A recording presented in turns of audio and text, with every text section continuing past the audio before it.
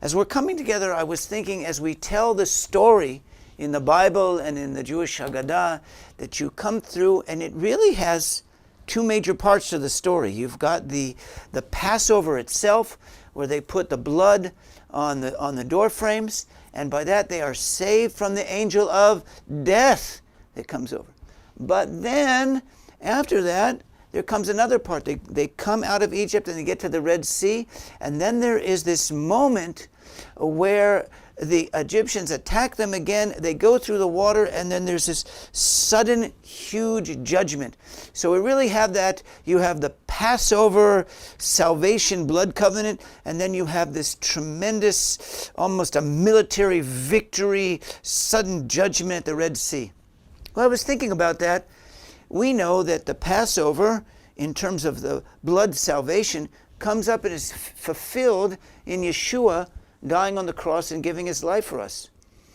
But then there's a second half, and that is this huge military victory, judgment, total sort of Armageddon apocalyptic experience, and that hasn't been fulfilled yet.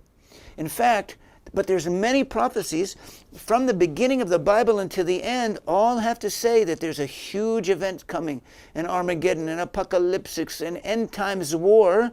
And the Bible tells us that that's the time that Yeshua is going to return. So I believe there's something coming yet about the Passover.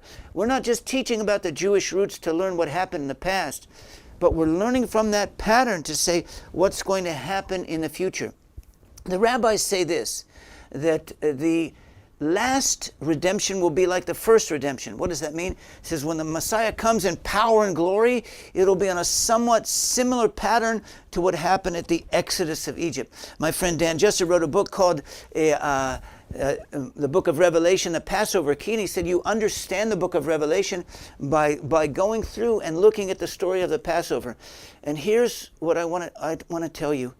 That all of this, what we're learning, is not some cute religious symbolism or theology. We're talking about covenant. We're talking about prophecy. We're talking about preparing the people of God because we're moving into the end times. There will be tribulation. There will be plagues. And then we move up to a time of a huge final apocalyptic war in which the Lord will return and the forces of evil will be destroyed and judgment will come upon an evil world. We need to learn from that. Just as there was an evil empire in the time of Pharaoh, there's going to be a worse evil empire with the time of the Antichrist. And as there was a war there and difficulty, there will be more coming up. But let's get ready. We need to be get into Goshen mentality, go through, speak the prophetic word of God, get ready as the people of God, because we're going into difficult times. Yes, the end of the story is a great, huge, awesome victory. And it happens when the Messiah comes down from heaven, leading the armies of heaven in a great battle. But we need to get ready. Let's learn from our past so that we can prepare for the future. Let me say that again. We're learning from our past so that we can prepare for our future. That's the Passover, past, present, and future.